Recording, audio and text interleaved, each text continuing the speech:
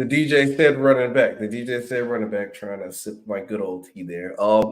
It's your favorite day of the week, Friday. SB Talk Sports Real takes over fake debates.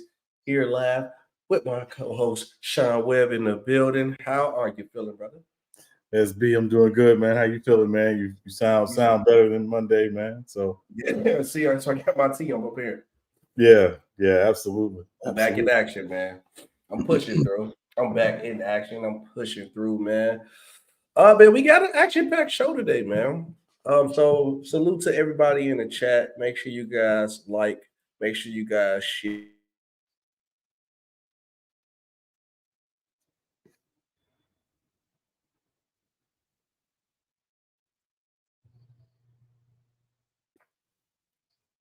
Okay, am I back now? Okay.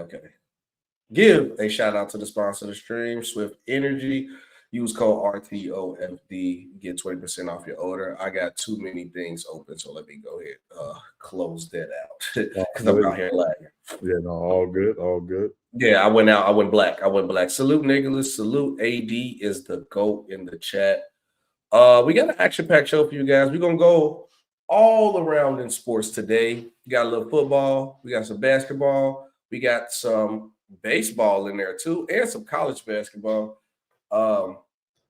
Yeah, Sean. So where are we going to go ahead and start our day off with? Should we just go off with the topic at hand with Mr. Let's get in this game last night, man. Yeah, so last night was a great game of football. I can definitely say that. The Cowboys beat the Seahawks 35-41. And the Cowboys praised Dak Prescott as a championship caliber quarterback because of his performance against the Seahawks. Your reactions to that statement? Well, first, it was a very good game. And you could tell, just disclaimer, both of those teams played last Thursday. So you could tell they were fresh and they looked like it. They had a full week. So NFL, take note. If you want Thursday night football to be good, make sure the team has a full week at least before Thursday night football. In my opinion, if you're going to be on Thursday night football, it should be after your bye week. That'll be nice. Be nice. That's my opinion. But of course, NFL will never, they ain't smart like that. Okay, no. I digress. It was a really good game. And I actually think, Dak played really well. I'm not taking anything like that. But the guy who really played well was Geno Smith. DK Metcalf? Oh, okay. Well, DK had a monster game. But no, Geno Smith balled out. The problem with the Cowboys, and this is always going to be the thing with the Cowboys, is everybody's going to talk about the Cowboys in October and November, and even in December. We're not judging the Cowboys on that. We know the Cowboys are a good regular season team.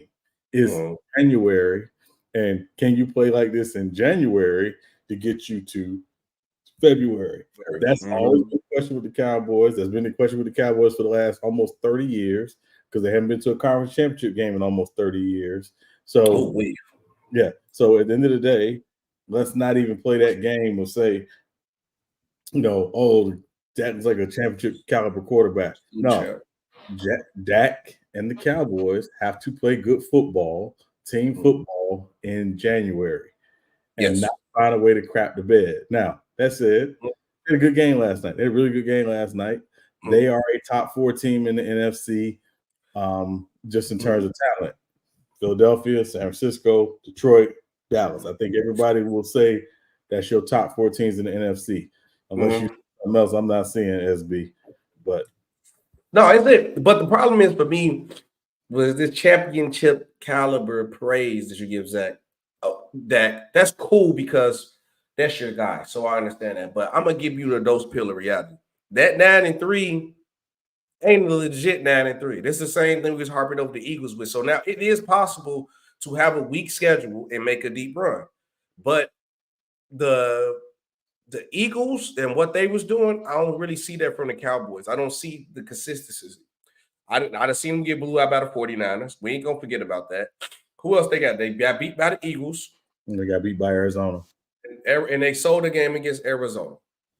Every other team they played, I'm looking at the Giants, Jets, Patriots, Chargers. Maybe that Chargers one, but the Chargers, they look the same. That Charger one would have looked better on paper, but in reality, that's an easy W. Rams look good on paper, even though the Rams have been playing better, but I'm not really harping on that. Beat the Panthers, beat the Commanders. Now, this Seahawks game is out of all their games, they done probably won. This is where you kind of get a little bit more respect, but the Seahawks have been iffy. But you give them respect out of this game because Seahawks are a tough matchup. And I believe the Seahawks is they leading it? They ain't lead their division right now. They're actually second in the division right now. Second. Yeah. So I'm it's just that I'm not respecting the 9-3. That's my problem. I'm not respecting the 9-3. But the thing is, SB, you're right. Because at the end of the day, we've seen the Cowboys go 13-3 and literally get in the playoffs and crap the bed. This is what they do. Am I saying they can't win a playoff game this year? No, because more than likely they're going to be the 5th seed. They'll go on the road. They'll play the winner of the NFC South, whoever that may be, whether that's Atlanta or New Orleans. Tampa's still in the hunt. We know Carolina's not even anywhere in this conversation. So they'll play the winner of the NFC South. They can beat the winner of the NFC South on the road. The problem is the next week, they're going to either have to go more than likely to Detroit, or they're going to have to go to Philly, or they're going to have to go to San Fran. Yeah. And I don't see them beat none of them. Right. And they play all of those teams this season. They still have to play Philly again, which they play Philly next week. And they play the Lions? And they play the Lions this year. So they about to hit a tough part of their schedule. So they got, just coming up on their schedule, they got Philly, they got Buffalo, they got Miami, they got the Lions. Their next 4 games, they could come out of this 1-3 or 2-2. So, at the end of the day, they're probably not going to win the division. Let's just get that out of the way now. Actually, Jackson, if you're watching, I want my money. But what was y'all bet? It was half a stat. That he bet me that Dallas would win the division, and I was like, "No way, Dallas will win the division. Philly's going to win the division." And because he's a cynical, stupid, diehard Cowboys fan for whatever reason. Whatever. Anyway, So ultimately, it's going to come down to what does these next 4 weeks look like for the Cowboys? Because this is really the gauntlet of their schedule. They've had a pretty easy schedule up until last night. And their schedule coming up is Eagles, Bills, Dolphins, Lions, and the Commanders. So they can end the season happy and give everybody hope. Like, we got it. Yeah, we can. So you give people hope like that, but that ain't gonna cut it for me. I'm sorry. And also, Dak is obviously now in the MVP conversation. I'm not saying he's not in the MVP conversation. He deserves to be in that conversation. But again, at the end of the day, we're not judging the Cowboys on what they're doing right now. You got to show us in January. Until you show us in January, you're going to always be the Cowboys who find a way to crap the bed come playoff every single time. This is what you do. Sean, you just made me think of a question. Is this because obviously it's been a lot of questions with the quarterbacks that's going on? Right. Is this the year that a position other than the quarterback should get MVP? Because I think with all the quarterbacks, ain't nobody really having that year that's sticking out because that's crazy because we even got a rookie for the case. Why not just give it to a guy like Myles Garrett? It's hard for a defensive player to win MVP. Only 2 have ever done it in history. It's the year. Yeah, I think it's a quarterback award unless, let's say, Tyreek ends up over 2K yards receiving. Then I think he's definitely in that conversation. When you have a 2,000-yard rusher, usually that person is the MVP.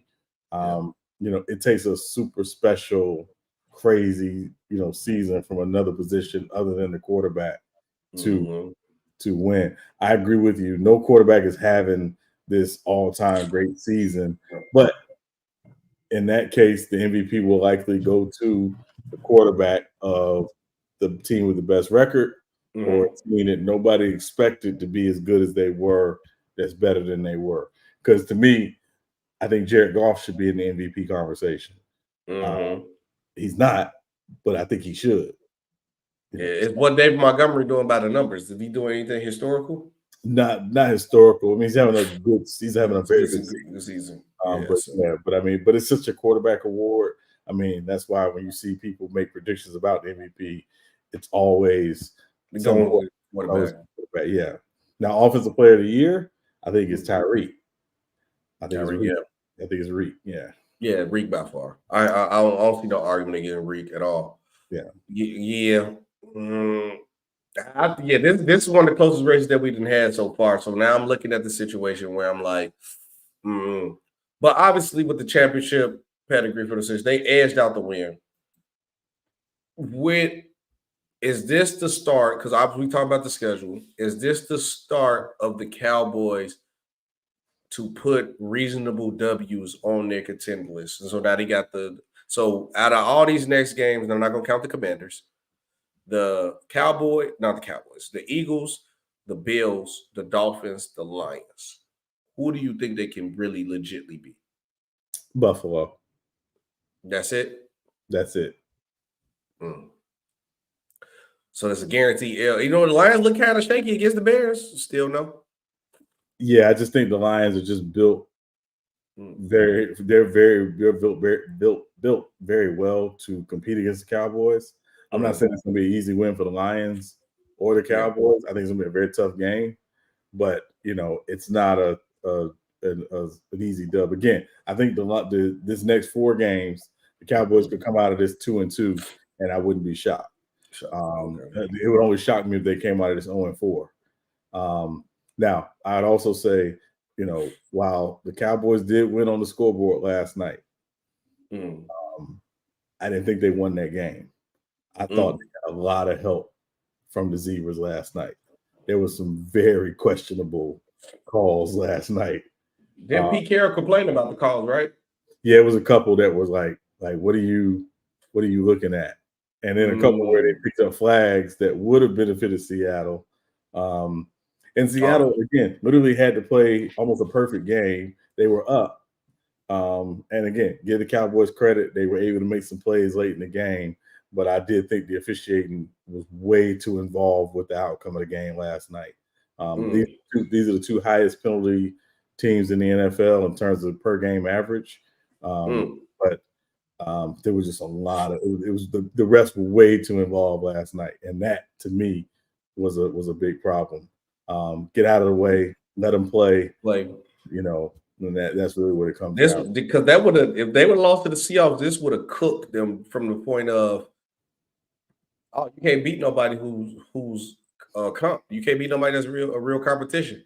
And they were like, the Seahawks beating that would have killed their whole thing. But let us know how you guys feel about this. Is Dak Prescott a championship caliber quarterback? I'm gonna answer that for y'all now. No, he is not. You know what Dak is really doing? You know what Dak is really doing? Sorry, real quick. He's doing Matt Ryan of 2016. Oh man, he's a B+ quarterback who, at a certain point of that season, had an A+ year. Season, that's it. And then have a decline, and it's gonna happen. I agree. That's tough. Shout out Matty Ice, man. He's at home chilling. So, Sean, how would you ever feel, right, if you get a job somewhere, or you're a player, I'll say, and you get picked by an organization? And they ain't really doing nothing too much to help you, but you understand that you go in this bad in this organization. But then the owner come out and pretty much say they might want another guy over you. How would that make you feel? And why you didn't get the other guy?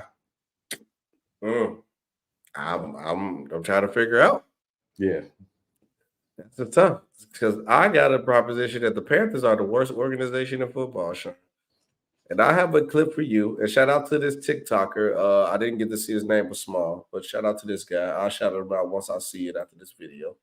But let's go ahead and play this clip that I seen on TikTok of the Panthers owner blatantly just saying that he wanted to pick CJ Stroud.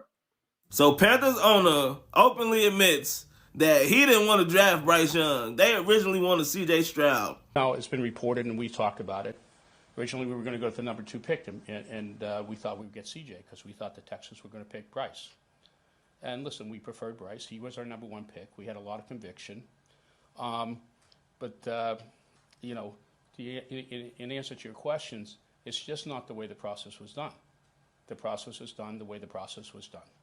And again, even though if there was a process with 5 people in the room and the way the votes came in, it was Frank was the first choice, I always could veto that choice.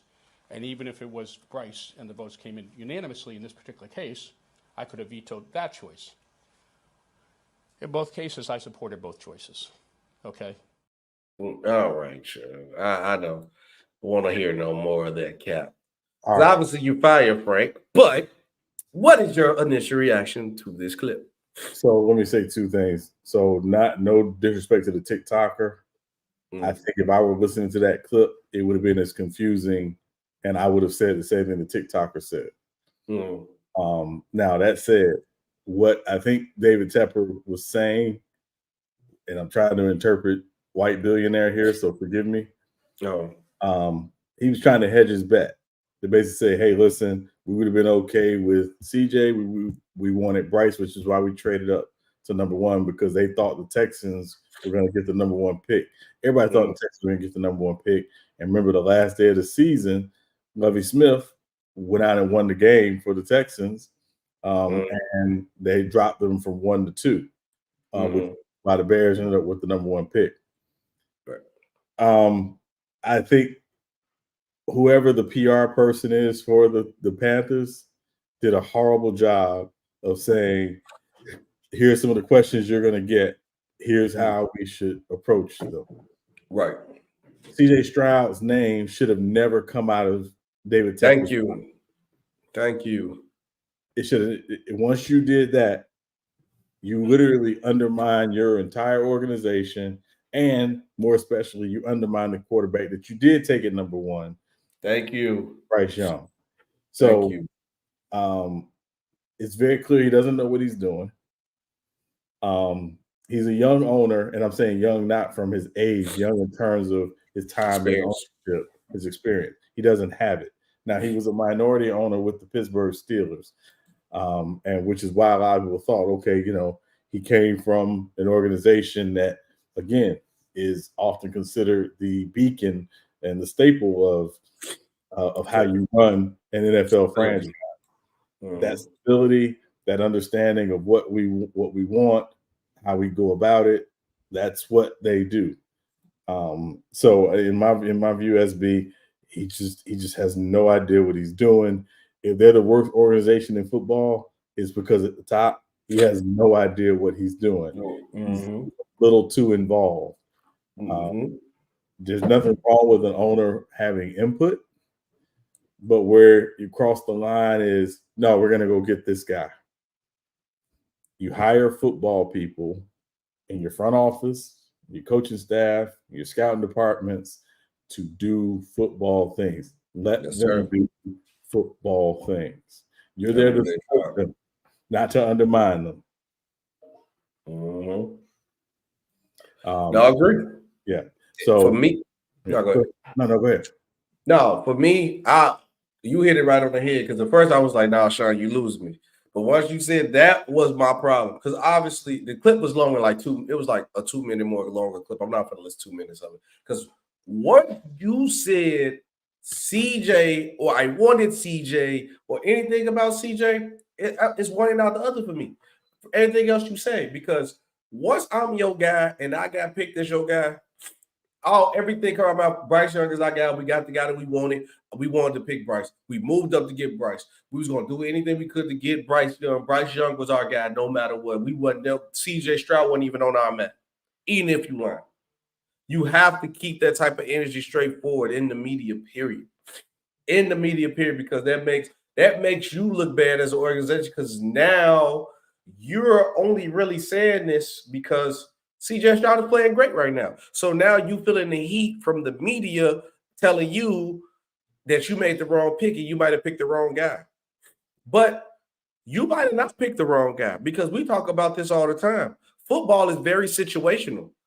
If C.J. Stroud was on the Panthers, I don't think he had been as good as he is with the Texans right now. The Texans have great stability at head coach. They got a bunch of good, but they got some solid young receivers. They got a nice back behind him where he can operate and do some things, and they can get better. Is they great over there? No.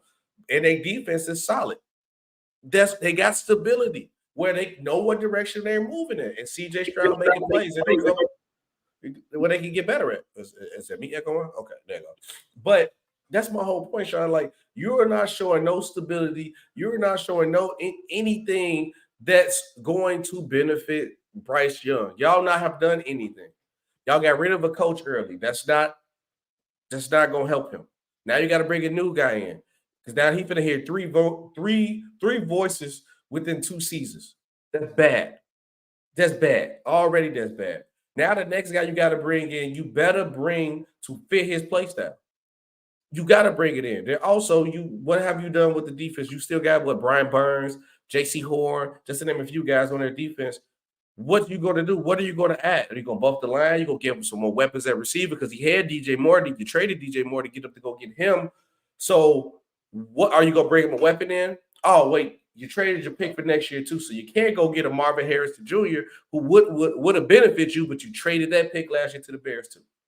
So you're not doing anything to benefit your quarterback. So maybe it's not Bryce Young because you're looking at what CJ Stroud is doing with the Texans because he's in a better situation. Right. And I will say, just, the big thing for the Panthers is, number one, hire the right coach, right? Hire the right coach. Number two, this can be – so here's where the Panthers are right now. And I don't want to – and I'm not comparing Frank Reich because I don't think Frank Reich's a terrible coach.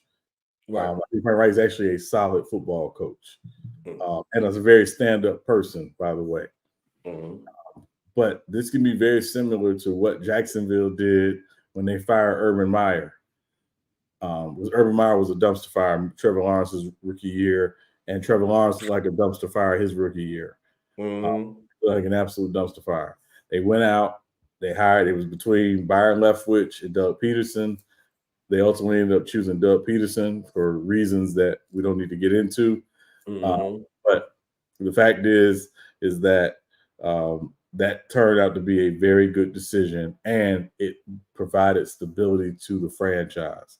That's what the Carolina Panthers need, a coach who's going to come in, provide stability, but also they need the owner to stay out of the way. Where about ticket sales and merchandise? Where about that? Yeah, sign a check and get out of the way. Let your football people do the football thing. It's as simple as that. Meddlesome owners never do well. Look at Dan Snyder in Washington. How'd that work out?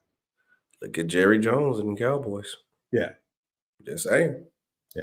So that's all. Yeah. And then speaking of being hard-headed and being in the way, Sean, I got to go right to Aaron Rodgers. Just Aaron Rodgers here for an early return. This is where my problem came in, right here, Sean, right here.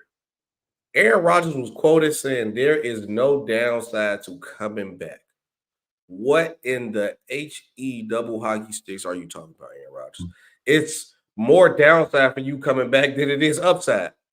Because have the Jets line improved since Aaron Rodgers been out? No. Their defense is still good. I'm not going to deny that. But Aaron Rodgers is not going to be mobile coming right back. He's going to be a statue pretty much. So you're trying to come back off a torn Achilles very fast, which is shaky. I won't be surprised if the league, if he come back and have a good game, the league drug test him, or he finished. I ain't going to say have a good game. He finished the whole game. I won't be surprised if the league drug test him.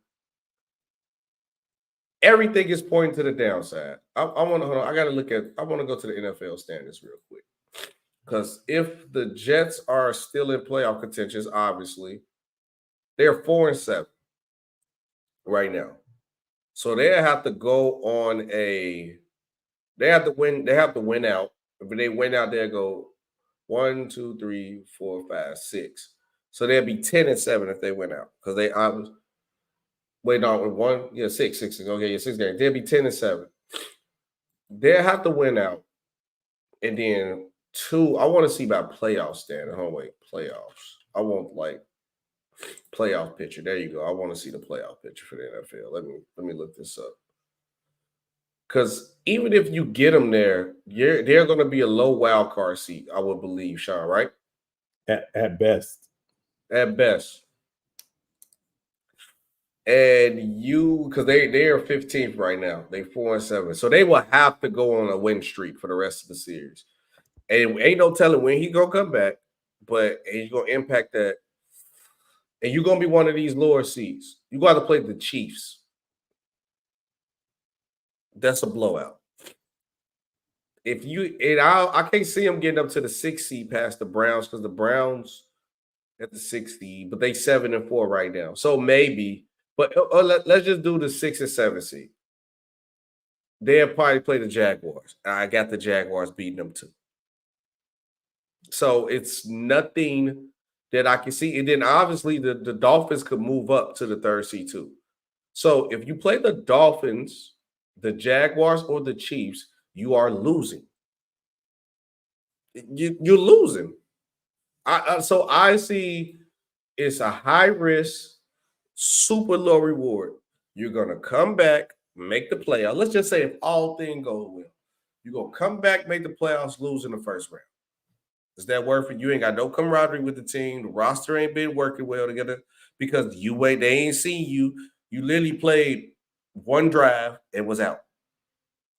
You're going to get hurt again. Just sit out the year. Let the team suck.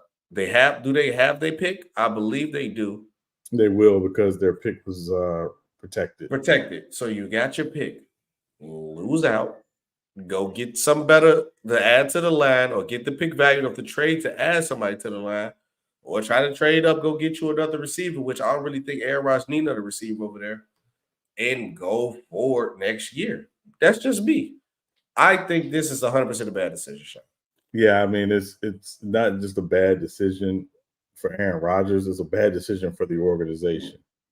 And honestly, I know Woody Johnson is not as involved with the day-to-day. I mean, he's around and things like that. But the Johnson, whether it's Woody, whether it's Christopher, they need to step up and they need to say, no, there's no value in him coming back. No, do not come back. And I know Aaron Rodgers is into his alternative medicines and his ayahuasca and all that other stuff. Whatever it is you're smoking, cut it out. Cut it out. Sit down. Yeah, because again, at the end of the day, and again, that's not to say that he could not have come back, if he had torn it in, say, June or July. I believe that's a little more believable. But at the end of the day, Aaron Rodgers does not need to come back. There's no value in him coming back. My belief, if he is trying to come back, and here's the thing, right? If I want to have a happy medium, SB, here's what I do. Or happy median, excuse me. Here's what I do. You can come back and play one snap. Yeah. You get one snap. You get one snap, you hand the ball off, or you get one snap, you do a quick throw, and then you're out. Just to say you came back. But other than that, no, you're not coming back. No reason to. No reason to. There's no reason to at all. This ADV go said my Chiefs still Super Bowl contenders. There go your boy right there, Action Jackson. What up, SB? How about them Cowboys? Y'all look pretty cool, but is that Action Jackson, right? The Cowboys, man, Action Jackson. Yeah. Action Jackson, you better have to pay up Sean because the Cowboys ain't winning that division, Action Jackson. They ain't winning. Salute, Chief. What's going on, brother? Yeah. Now, I'm willing to settle. You said he willing to settle. Hold on, wait. Action Jackson. I'm willing to settle, all right, because the bet was for half a stack. I'm willing to settle for $4.99.95. You a dirty dog. You a dirty dog. Yeah. So he really bet 500 in the beginning to see that the Cowboys gonna win a division with the Eagles in them. Yeah. Nope. He said not over yet. You're a true believer. I can tell you about that Dallas Cowboy construction hat you got. Hey, listen, you gotta be careful because that hat get hit by the right beam, it will crack under pressure. That was a shot. That was a tough shot. That was a yep. Well, that's how the Cowboys crumble. That's how the Cowboys crumble. We're going to get back into football later into the show. If you've been Action Jackson, we talked about your Cowboys earlier in the show. We're going to switch over to the hardwood real quick. Let's go. The reason why everybody's asking, why is LeBron James on the thumbnail be talking about the Cowboys? Because LeBron James said he will skip a Lakers game to watch his son Bronny's USC debut. It's big deal, good deal, Sean.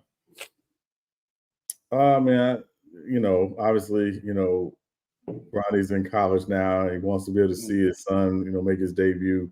This is where I'm conflicted, SB, because there was part of me that wanted LeBron to retire after last season, just so he could enjoy this time, had the full freedom to enjoy this time, watching Ronnie in college, watching, Bryce in high school, right.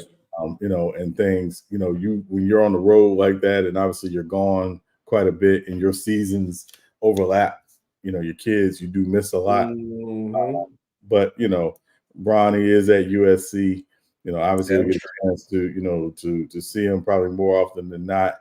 I think at this point, we know why Bron is still playing at this point, right? Yeah. We know why. Anybody with any sense knows why, I don't think he playing to win. Like, if he win, he'll be like, cool. You know what I'm saying? I'm going to try to go for a ring since I'm playing, but he just waiting out for his son to get right. For me, I think it's a big deal, but in the opposite way for me, because I'm looking at it as a father.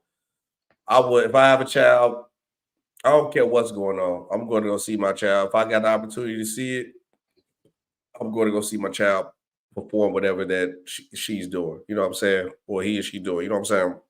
So I think it's a very big deal for LeBron to see his child. And like you said, he is only really playing to see Bryce and him play together in the league. And I know Bryce, glad he's healthy now. That heart issue was kind of slowing things down, but I think he's going to get back right. And then with the push, all you got to do is play solid to show that he's serviceable enough. He'll get that push to be in the league, and he'll possibly get drafted because, obviously you get a chance to get LeBron on your team. I'm taking that chance. You know what I'm saying? Especially if you're a contender team and you can add LeBron for the vet minimum because you got Bronny on the team, I'm taking the chance to get them. Yeah. I'm taking the chance. And I will say, just from an NBA team perspective, whenever a player's had a health issue or a health scare like this, they do go above and beyond to do their due diligence to make sure it's not a lingering issue or won't have, a long-term issue. So how that'll affect his draft stock, there may be some teams that say, no, we don't have him on our board at all. We're concerned about, what that could be long-term, and so, but it will all depend. Now obviously, again, it's Bronny. We know who his dad is, but nobody drafted Jeffrey or Marcus either, so let's just see how it plays out. Yeah.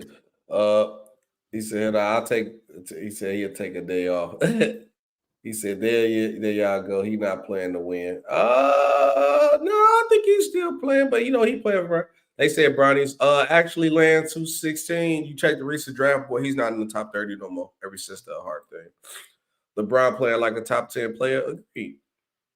9 points, 4 rebounds. Who got 9 points, 4 rebounds? I don't think LeBron's son is that good. You're not hating. That sometimes you gotta understand that, like, you gotta avoid the people who do the criticism about that, calling somebody is a hater. You're not a hater. Sean, I also seen this report. They were talking about the in-season tournament. I forgot what team this was. I just had it up. I clicked off all the articles once I was freezing. But pretty much it was a team, and pretty much all the guys who's left in the bracket, long story short, our guys want to win the cup.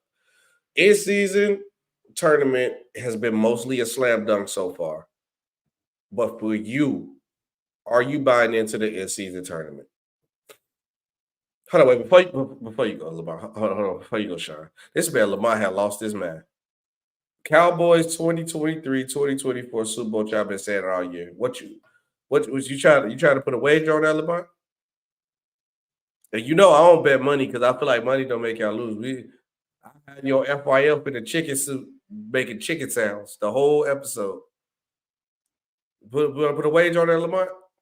Put a wage on it. But yeah, tell the big Eagles they not gonna beat y'all.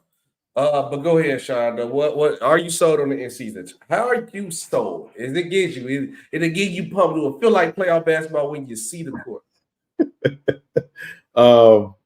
Make it 10, and we gotta make it 10.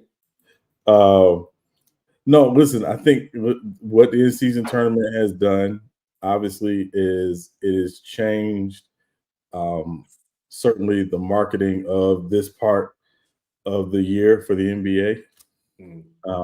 The games have been largely competitive. I know there's a few blowouts. The one thing, and again, I know it's a work in progress, the one thing I wish they would get rid of is the point differential. Get rid of that piece of it. But other than that, and also, again, for me, for whoever wins, add a playoff qualifier to it. Meaning that you're guaranteed a top 4 seed, in your conference or whatever, something, or a top 6 seed or whatever, know.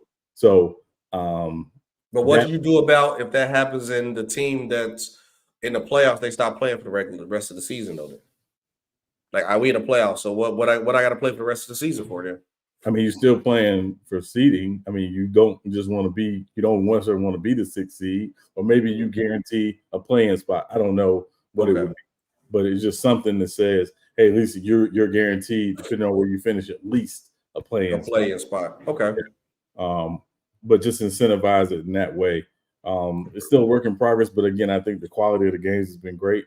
Love the different floors, even though there's been some issue with some of the floors being a little dangerous. But again, I'm talking about the aesthetics of them on television. Look great. Good. So it's been an absolute win. And again, this is, to me, been about the NBA trying to figure out how to be relevant in a time of year where everything is, essentially, again, in the baseball season, football season, college. NFL, college, you're competing with all of that. How do you be relevant and not wait until Christmas, or into some cases until All-Star break, to really be kind of in the national landscape? They better thank God Dion didn't go win 10 games, boy, because that would have been ugly. Actually, like I said, the tournament is making us make us talk more about b-ball during the football season. Show it is working. Yeah.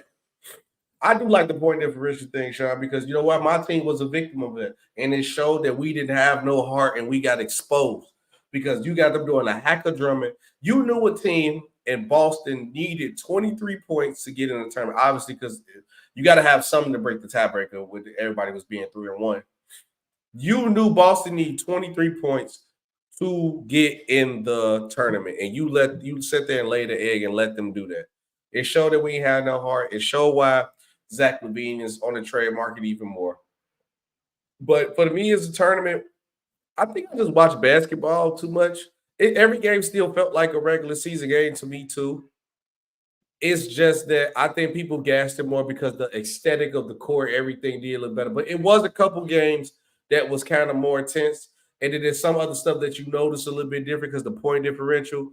But to me, because we done had some good regular season games during the season, I just don't think a lot of people watch enough other games of basketball enough to really see it. But I'm bought in for it so far. I think this is the moment I've been waiting for right here, Sean. This is the moment that I have been waiting for because the bracket is set. The bracket. This is the moment. I know I face a couple guys, but it's big. The bracket is set, right? And this is the big moment that I have been waiting for when it came to this in-season tournament.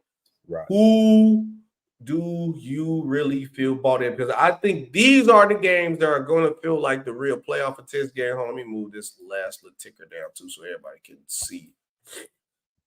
Now, Sean, my question is this. You looking at this bracket, who you got for the win?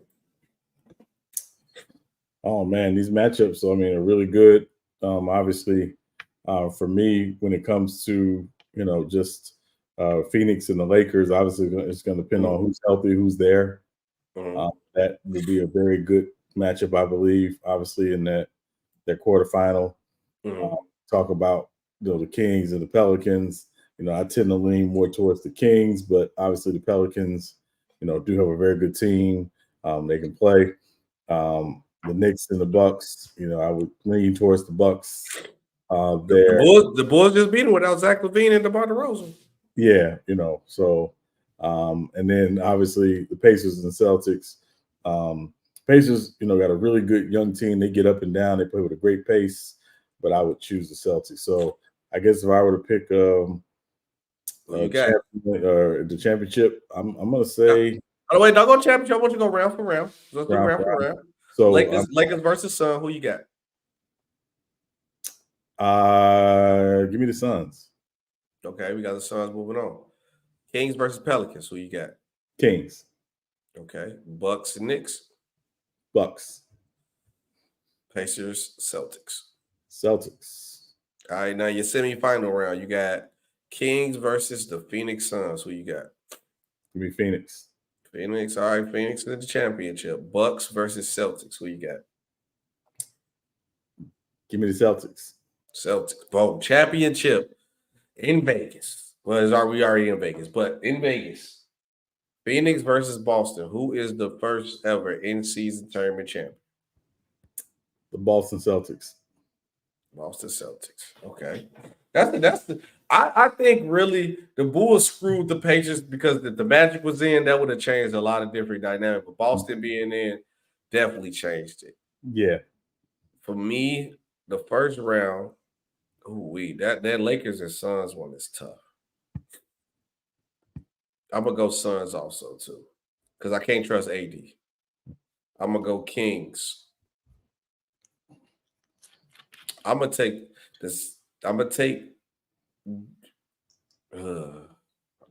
shock you with this one. I think the New York Knicks going to beat the Bucks. You got the New York Knicks beating the Bucks. And also I'm going to shock you again. I got the Pacers beating the Celtics. Wow. Okay.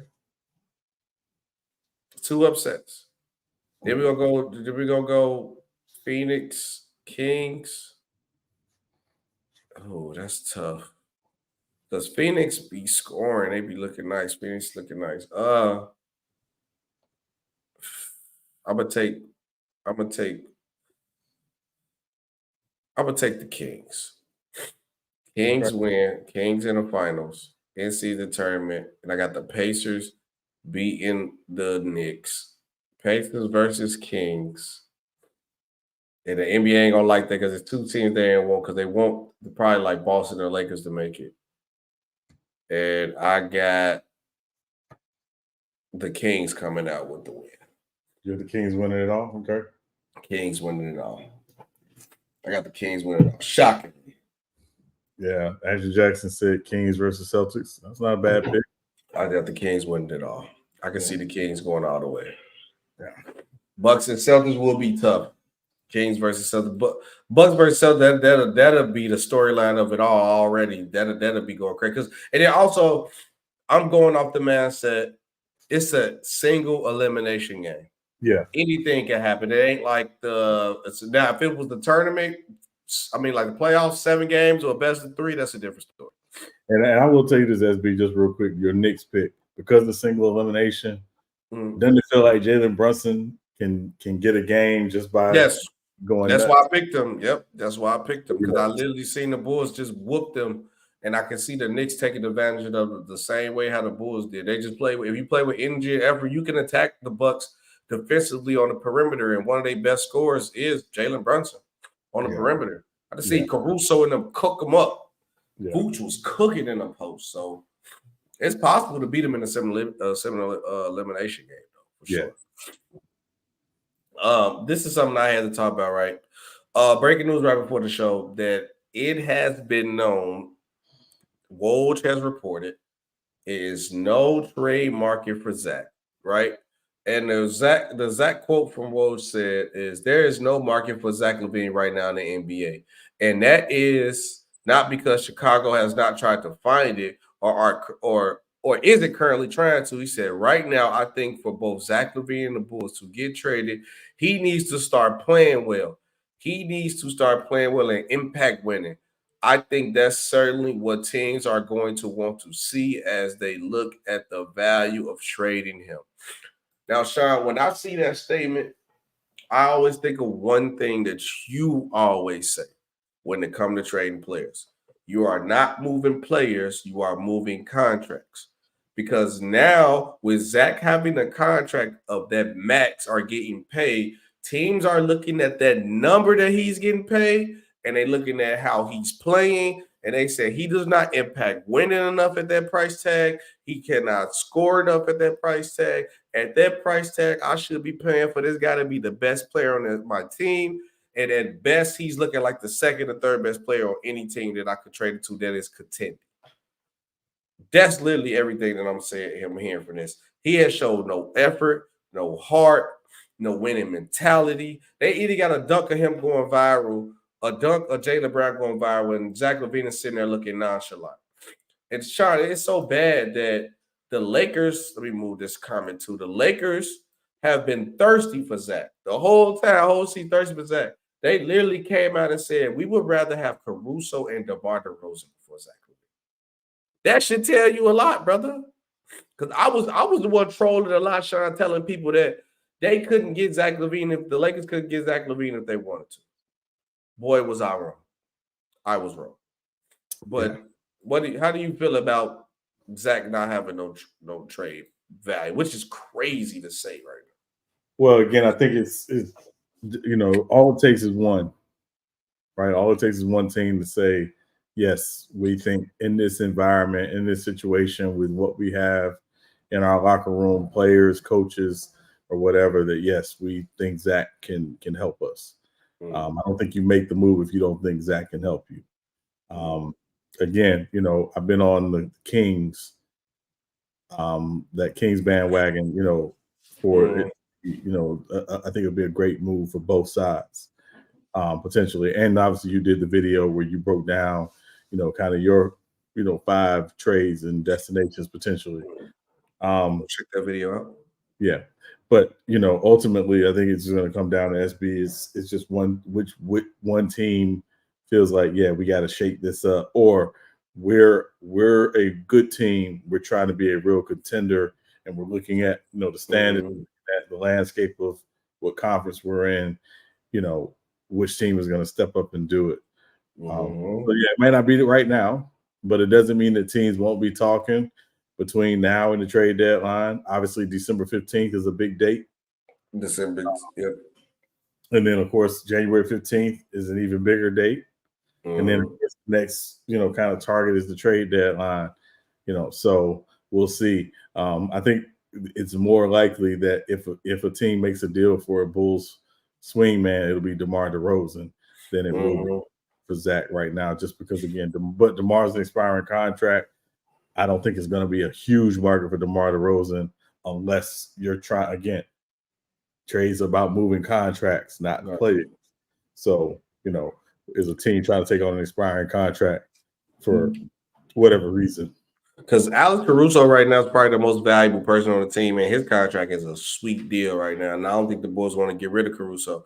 Because another thing that just got exposed, and Zach don't realize why his trade value is diminishing. The Bulls just beat a championship contending team, Milwaukee Bucks. We had the most assists we had of the season.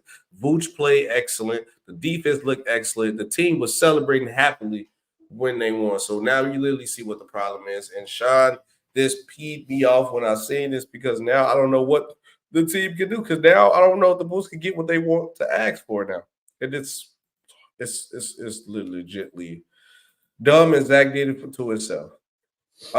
Now on to the NBA again. So Twitter beef is going on.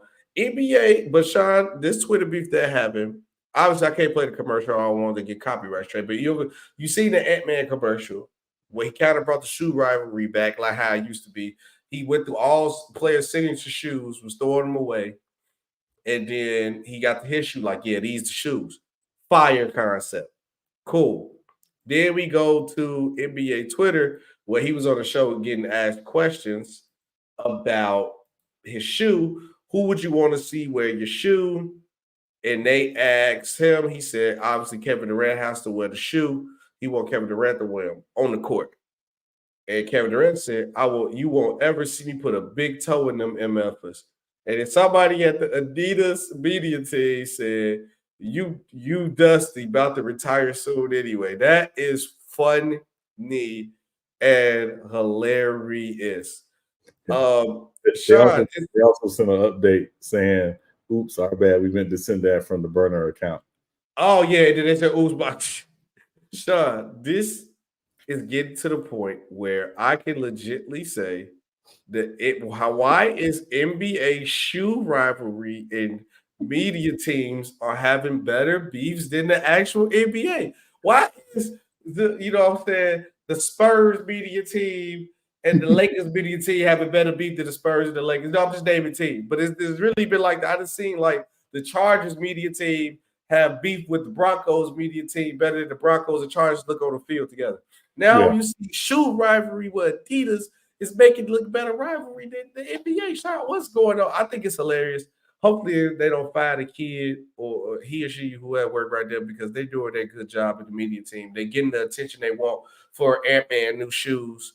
They're a solid little shoe. They remind me of them Kobe spaceship shoes a little bit, but yeah. Adidas be hit or miss. They ain't really been like in a bag since like the Rose shoes, but James Harden's early edition shoes was solid. The whites was all right too. They was all right too. Yeah, it was all right. Yeah, it was all right. Adidas have like some Trae Young's cool. I gotta look at Trae Young's again. But it's Ant-Man first one. So, but what do you think about the tweet initially from Adidas? Well, I thought it was hilarious. I mean, again, the trolling is real on social media, and it is obviously they didn't go personal. Yeah, they didn't go personal. So, which is all I care about. Don't make it personal when you do that. Just make a good joke of it. I'm sure Katie got a good laugh out of it. Whatever. Katie said, I won't put a big toe in them. And KD obviously has a lifetime contract with Nike. He's super loyal to Nike. So, obviously, that's what he has to say. And, and I mean, I don't know if it's like this anymore, but I know like back in the day, like, and he may still do it, but I know Jordan, you couldn't wear anything but Jordans around Jordan. If you came around him and you had on something else, he'd be like, take them off and, or whatever. And he'd give you some J's or, even if you was standing with another brand. Well, no, I mean, like if you was like a young guy or whatever, like you weren't, you know what I mean? Like, like that. So yeah, the shoe rivalry game is real, but obviously I don't even like calling it a rivalry because we know who runs the shoe game. Jordan. Ultimately, Jordan, Nike. Curry moving up with the Curry brand. Curry's moving up. I mean, he's moving up now, but I don't know if Under Armour will ever be at that level. But listen, nobody saw Nike doing this 40 years ago either, so we never know. Yeah, we never know. This is what you gotta think about the shoe rivalry and let us know what you think about Ant-Man's shoe. So, Shay, I gotta play a clip because I seen this out as soon as I seen this on TikTok. I sent this to you. Yeah. Let me move this out the way. I just play it, man. I'm gonna just go ahead and play this clip, and then I want to know you guys' reaction in the chat too. Just listen. You ready for this? I probably shouldn't tell you this. We didn't have the tights that he wanted, so he didn't know if he wanted to play. Oh yeah. What? You heard it. We didn't have the tights that he wanted, that we've never had for him, and he decided, I don't feel like I can go. That's what young people do. Oh yeah. I don't even know. But he figured it out in the second half. He accepted the fact that we didn't have the tights that we've never had for him, and he played well. Next.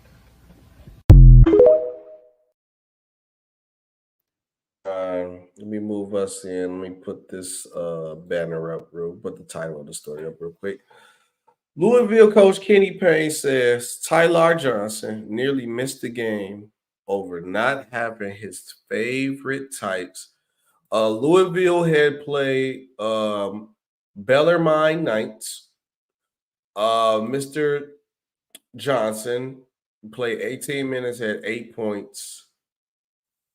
2 rebounds, 5 assists in the second half. Obviously, he came back in the second half. What was your initial reaction when I sent you this video? When you first sent it, I was like, this can't be real. Mhm. This can't be real. But of course, me, SB, I like to do my diligence and I want to think about stuff, whatever. I said, let me try to approach it from the player's perspective, right?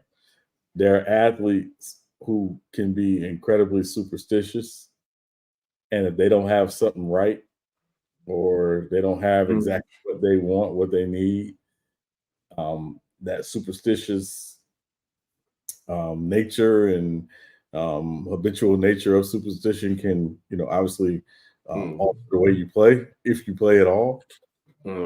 So, I thought about it from that perspective. Now, Louisville coach is Kenny Payne. Kenny Payne is old school. Kenny Payne played in the NBA for a few years for the Sixers in the early 90s. He's an old school guy, and so, he's going to approach it from that perspective. So, it wasn't surprising at his response, but obviously you see that kind of stuff, it does, make you laugh a little bit. But again, I was trying to think about it from the perspective of just the superstitious athlete. Jordan, we talk about Jordan never played without those UNC shorts, right? That was his thing. He had to have those UNC shorts, some guys, would do stuff like smell their shoe, the tip of their shoe before they put it on, like touch it with their nose or whatever, athletes just have their thing. So I try not to come down too hard on the kid, but obviously when you see that, especially on something like TikTok, that was funny. I initially laughed at the clip. I'm like, bro, this kid can't be serious. I'm like, your favorite tight, like, bro, just get out there and hoop. Because I'm just like, nah, that's ridiculous saying I can't suit up. If I didn't think about the superstition thing, but I would think like the coach would have said, like, yeah, he's very superstitious or something to protect the player. But like you said, maybe he's just an old school coach with the headmaster that just like, I'm over with it. Yeah. He said he is old, but he knows about the Jordan shorts. Yeah, he probably did. He probably did. And like you said, Charlotte, because you changed my mindset up when you came in from a different angle about the superstition thing. But only thing that I'm gonna have to push back on it, like maybe Kenny would have said something about that, like, yeah, he's a very superstitious player because those type of tights that he plays with. But he said we never had those type of tights that he liked. So it's not like he had these tights that he always hooping. So I can't give him a pass. You got to get out there and play, young man. You don't get the opportunity so much so far. You at a place like Louisville. I know you'll probably want to go to the next level. I'm not saying you're on that level playing, but you don't want to be in the media press for that. And you already don't want to come off as a diva to a team already. They're going to turn NBA players and NBA scouts away. And you don't want to be in the media for the wrong reason if you're trying to get up to the next level. That's me. All right, let's go to the diamond real quick. Shohei Ohtani rumors that the Dodgers and the Chicago Cubs are among the top suitors to get him. Red Sox and Mets are out. So right now, Ohtani is looking to either come into Chicago or the Dodgers. Sean, now like when it comes to Chicago teams, baseball-wise, I rock with the Yankees. I'm a Yankee guy, straightforward. I was rocking with the Sox more than the Cubs, but if they get Ohtani and pull this off, I'm gonna switch over, rock with the Cubs. I'm switching up with my Chicago support, but I'm gonna be a Yankee guy. I'll be pinstripes through and through though. Well, let me ask you something. Just curious, SB, because you're in the town, obviously. Is there like a big Japanese population there, or like we got an area of Chicago called Chinatown, and it's literally the Japanese. Yeah. Well, China, China's obviously not Japan. That's why I was asking about. Yeah, but damn, that was bad. That was bad. No, it's fine, man. No, that was bad. My bad. I'm Japanese. But I think we do though. I think we do. We have air. Chicago is one of those cities where you can find the best version of any type of culture stuff anywhere. We support and celebrate anything. Right. Yeah, that Yeah, changed. I kind of figured that, right? Because I mean, Yeah. it seems like the cities he's looking at are the bigger markets, bigger cities. You know, I mean, obviously, I think the Cubs will be interesting. They got a new manager too. I think they got from the Brewers too, so they push her. There's Craig Counsell, I believe, is the new manager. I think that's his name. Yeah. You know, I think the Dodgers probably will be the favorites. You know, obviously, because he's already in LA with the Angels. So, you know, he doesn't necessarily have to move cities out of the area. And I won't count the Angels out either. Angels got a new manager. And, you know, they still have Mike Trout. And, you know, I think he does largely like the organization, but obviously it's free agency. He has to do his diligence. But if I was just, you know, based on the situations, I think it's going to be the Dodgers or the Angels. I think it's going to be in LA. He's going to be in LA. Yeah, because like you said, I think the Dodgers might get a high chance to get him. Like you said, he don't have to move. I think he's done with the Angels. It just come from the fact of I think he want to be in a winning situation. Because I argue this a lot. Because people always tell me Mike Trout and Ohtani is the 1 and 2 best players in the league. And I always fight back and say, like, I get with baseball, you get on the turn base, you know, there's only so much you control in baseball. But how can you be the 2 best players in the league and can't make the playoffs at least? That's what I'm always gonna fight that. I don't care what sport you play. You can't tell me you have the 1 and 2 best players in the league. I know it's a little bit different than baseball, but you can't tell me these guys are the 1 and 2 best players in the league and can't get into the playoffs. Right. Get into the playoffs. That I'm always gonna fight that. You can tell me they're the 1 and 2 best talents. I'm not gonna argue that because we just see players in different leagues where talent-wise, man, they one of the best talent-wise, but they're not performing or they're not winning, putting the production out on the field or on the court. Like Paul George, talent-wise, Paul George is one of the best players in the league, talent-wise. But he's not a top 10 player right now. He ain't putting production enough. They're not winning enough. Same thing with Kawhi. Talent-wise, he's a top 10 player, but they ain't putting no production on the field. It is what it is. Talent-wise, the Cowboys should be one of the best defense in the league. They not put the production to be the best defense in the league. But, you know, it is what it is when it comes to that. But, Sean, if I was a betting man too, I'm going to say Dodgers. But if Ohtani was to go to the Cubs, I'm supporting the Cubs. It is that time of the week. Picks of the week by SBvsSean. But we ain't going to forget the fact that I changed my pick and betted on the Bears. And we won, baby. We won. Like Patrick Beverly felt when the play in. Let me take my jersey off. Throw it in the crowd. Sweet victory. Yeah. We gonna do it again. Sean. It is the picks of the week. Let's knock it out, Sean. Let's go. And we have one key game. But let's go. One key game to talk about. First game, Indianapolis at Tennessee. Ooh. I'm taking the Titans. I'm taking the Titans. I'm taking the Colts. All right, we starting off with business right there. Yeah, I'm taking the Colts. I think Mike Vrabel's coaching for his job, but I don't think they're good enough. So I'm going to take the Colts by 6. Hold on, wait. That was before what's his name got injured too. I'm talking about Diggs. I'm talking coming into the season. I should have said coming into the season. Yes. It's likely you're going to have 2 All-Pros, actually, Jackson, because Deron Bland will probably make the All-Pro team. Oh, yeah, he's definitely going to he better make the All-Pro. This man just broke the record. Yeah. So, you know, he was getting cooked like fried rice last night. I mean, that's usually like a Cowboys corner, you know, get a lot of interceptions to get cooked, you know. Yeah. But anyway, next game, LA Chargers at the New England Patriots. Wait, did we skip one? No, we only did the Colts and the Titans, right? Okay. Yeah. This is the first week where I can actually believe my team. And watch something dumb happen, but I'm going to pick my Chargers. Chargers. Okay. Yeah, I'm gonna take the Chargers too.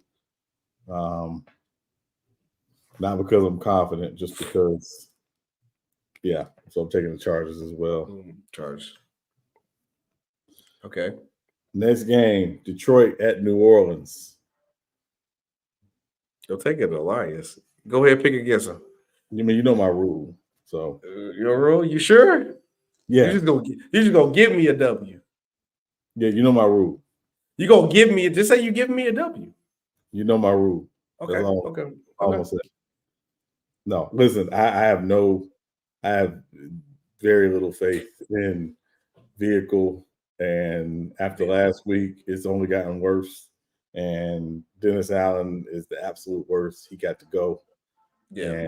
And I'm just So Do y'all miss Sean Payton already? oh, without question. Listen, you know what Dennis Allen is. Dennis going from Sean Payton to Dennis Allen is like going from Beyonce to Sexy Red. It's like that's literally what we did. We literally went from Beyonce to Sexy Red. Okay. Yeah, no, that's fine. Atlanta. Next game, Atlanta at the New York Jets.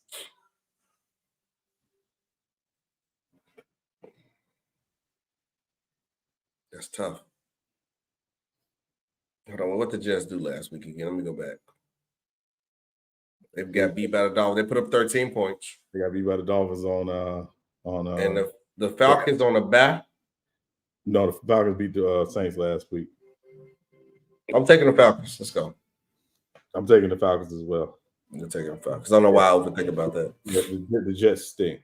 The Jets stink, yeah. Is Aaron Rodgers coming back? Not this week. So I was gonna still take the Falcons. Yeah, no. I'm taking the Falcons by 7. Yeah, the Jets stink. Next game, Arizona at Pittsburgh. Carter's been looking better since Murray came back. I'm gonna go with the Steelers though. Yeah, I'm going Pittsburgh as well. Okay. I think it's gonna be an ugly game. It's gonna be raining. It's gonna be an ugly game, but I'm taking the Steelers. It's ugly game. I'm always gonna take the Steelers with a chance. It's ugly. Yeah. Next game, Miami at Washington. Miami. We ain't even got to talk about it. I know you got Miami too. Yeah, Dolphins. Yeah, I'm taking the Dolphins by 13. Mm-hmm. Next game. This is actually kind of an interesting game, but Denver at Houston. Denver has been getting their stuff together. Yeah. They have been looking cool. The Texans are still even they took the loss, they have still been looking great. And I told you, Sean, I ain't getting off the CJ Stroud train, brother. I'm with the CJ Stroud movement, bro. I'm taking the Texas. This is actually a tougher game for me to pick because of how well Denver has been playing. Denver has been looking nice. Yeah, everybody was out on Vance Joseph after the first couple weeks of the season, especially when they got 70 dropped on them by the Dolphins. Mm-hmm. Houston is coming off a tough loss last week against Jacksonville. Very close game, but a tough loss. Tough loss. To me, the winner of this game will almost solidify. There'll probably be a wild card in the AFC. The loser, I think, is out. So I'm gonna take Houston as well. I got to see Houston in the playoffs. That story would be crazy. CJ Stroud took them from a top pick into the playoffs in the first year. Yeah, that's to be a great story. Yeah, I'm taking the Texans by 4. Next game, Carolina at Tampa Bay. I'm rolling with Big Baker. We just talked about this guy earlier, and your owner said he'd rather have another quarterback than you. He ain't gonna come out there with that confidence that he's supposed to have. So I'm rolling with Big Baker. Yeah, I'm taking the Buccaneers as well. Big Baker. Did Mike Evans get his 1,000 yards yet? No, not yet. He gonna get it this game. Yeah, I think Carolina will be competitive, but I'm gonna take the Bucs by 7. Big Baker. Next game, Cleveland at LA Rams. Joe Flacco starting for the Cleveland Browns.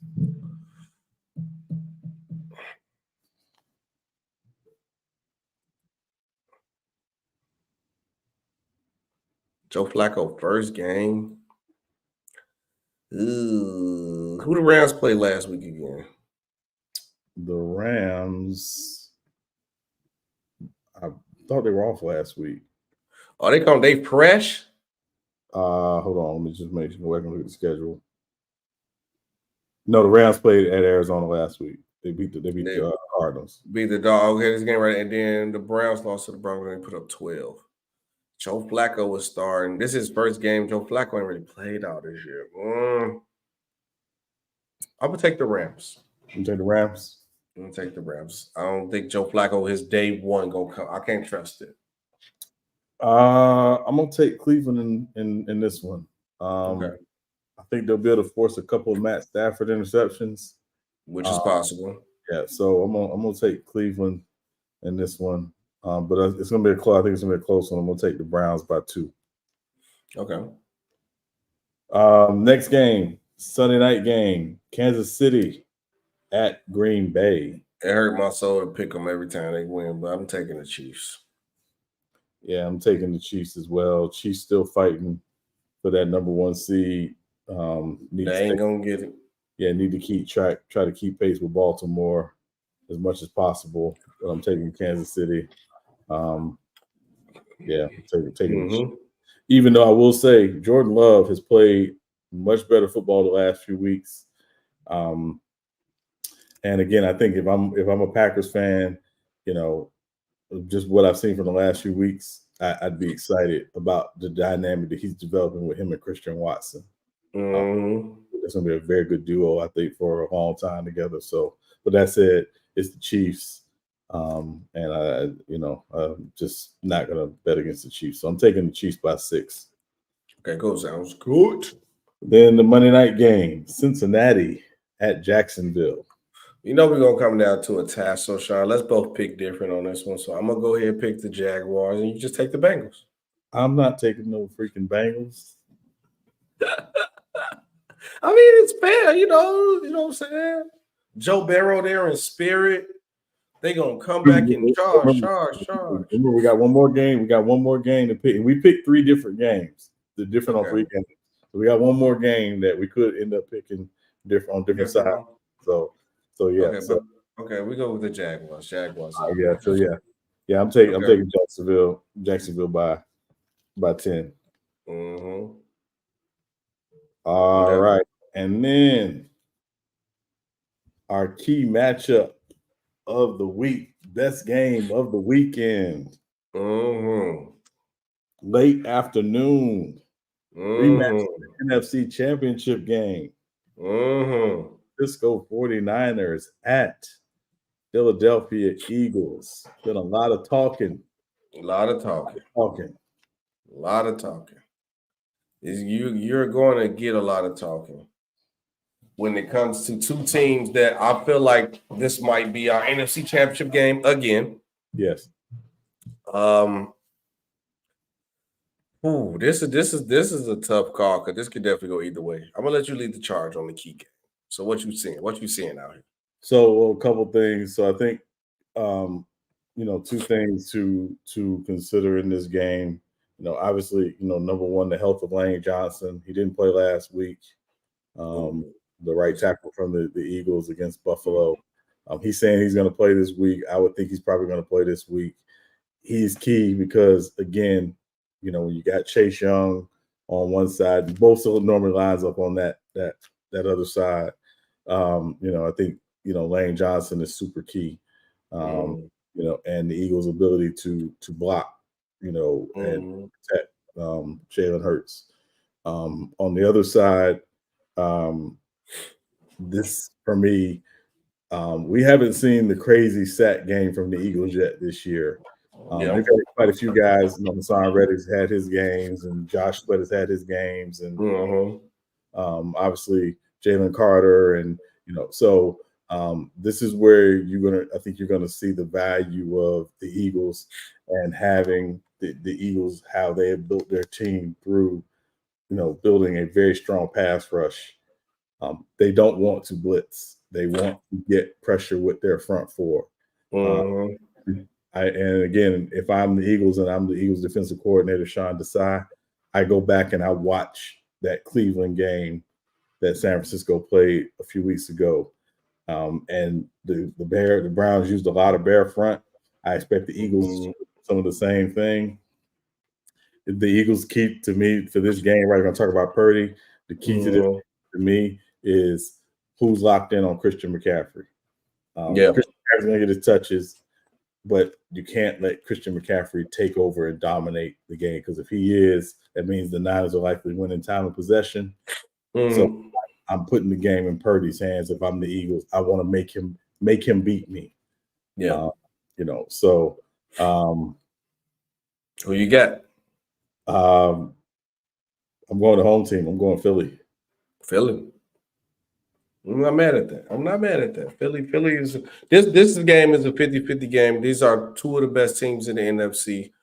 I might be the two best teams in the NFC when it comes to contending for a championship. They are. Yeah. They are. Let's not even put it. Yeah, when it comes to that. For me, I'm going to go to 49ers. And here's why. Like that Lane Johnson being out on the line and that Nick Bosa and Chase Young is definitely going to be a dynamic. But my mindset is not necessarily getting to the quarterback. It's containing the quarterback. Can you not let Jalen Hurts beat you with his legs? Turn him into a pocket quarterback. Make him uncomfortable. Make him change his game. I think if the 49ers can do that with Jalen Hurts, I think they can get this dub. Where for Brock Purdy on the offense, don't try to do too much, believing in Christian McCaffrey and Debo, and let your defense put you in position and score when you get those opportunities. Because I think if the defense can do that and contain Jalen Hurts from running wild and running rapid and make him play the game that they want him to play, make him play like he Brock Purdy. And I think the 49ers can come in Philadelphia and smack the Eagles across the face and get a W. So I'm going to go to 49ers. I think they're going to contain Jalen Hurts. I think the defense going to come to play. I think the 49ers defense will be better. And I think Brock Purdy's job is going to be an easy Monday night. And we might see the Linsanity Brock Purdy, but he really just going to manage the game, but they're going to overhype it. And I think I got the 49ers coming to get that done. So here's my thing. And I know a lot of people, a lot of the Niners were talking last week, we just didn't have a quarterback. Blah, blah, blah, in the NFC Championship game. I don't think Brock Purdy is why you lost by 24 in the NFC Championship game. I think you lost in the NFC Championship game, one, because you were in Philadelphia, and two, they were just a better team. Because last I checked, Brock Purdy was not covering Devontae Smith. No, was they in Philly? I thought it was in San Francisco. They were in Philly. Yeah. That's the first. A lot of rain out there. Yeah. Go back. I mean, it's going to be Niners Nation travels. But there's been a lot of talking. Debo Samuel's been talking and all this other stuff. Now it's time to lace them up and get the click clack. And I think the other thing, and the key for me and the Eagles, is I want to watch the Eagles, not so much in the first quarter, but in the first half. How's the offense flowing? Is it going? Because in the last few games, their offense has, been a little slow starting, whether it's with the weather or just trying to find a rhythm and a groove. Can they get into that groove early and often in this game? Because, again, what I don't think they want to do is be down 10 or 14, 10 or 14 points and be trying to fight with that pass rush. So I think that's really the key. And Action Jackson, I don't want to hear you can't win without a quarterback, because I saw the Eagles literally win a Super Bowl with a backup quarterback. So I don't want to hear that. They weren't winning, but to Action Jackson credit, they had no quarterback at that point. Well, yeah, no quarterback. And again, that's on the front office and the coaching staff. I mean, three of them got hurt. Well, one was out. Yeah, but I've literally seen a third string quarterback come in and win a Super Bowl. Shout out to Kurt Warner. So I don't want to hear they had no quarterback. That's not the Eagles' fault. I can't argue on that one. So at the end of the day, quarterback and no quarterback, you didn't lose by 24 just because you didn't have a quarterback. You lost because the Eagles were the better team. Yeah. But can you 100% say the Eagles are a better team than the 49ers right now? I would still say they're better, but I don't think it's a wide gap. Is that I was saying in a wide gap? Okay, I agree with that. Yeah, they hit the head right there. That's the pick. So what's our pick differential right now? So we got 4 different games that we picked. Yeah. Mm-hmm. Yeah. What's the 4 games we picked different again? So I can have my math. So I know what games I really need to pay attention to. Colts at Tennessee, Detroit at New Orleans, Cleveland at the Rams, and obviously San Fran at Philly. Okay, yeah. I think we looking like a dub this week, guys. We looking like a dub. The comeback is real. The comeback is real. We gonna come back and we gonna be excellent. I'm telling you guys, we gonna do it. But yeah, man, that is the show, guys. I appreciate everybody who watched. Make sure you guys like, make sure you guys share, make sure you guys subscribe, make sure you guys tell a friend, and be ding the notification bell to be notified whenever I drop and whatever Sean drop. We'll be here every Monday and Friday. Any last closing words, Sean? Yeah, thanks, man. You know, it's the 35th episode. Oh, 35. 35. So yeah. All right. Let me see, because only thing coming to mind is Kevin Durant. So let me see. Do you got anything besides KD? Because that's the only person that I'm gonna go a little throwback. Mike Messina from the Yankees. Mike Messina. Pitcher for the Yankees. Okay.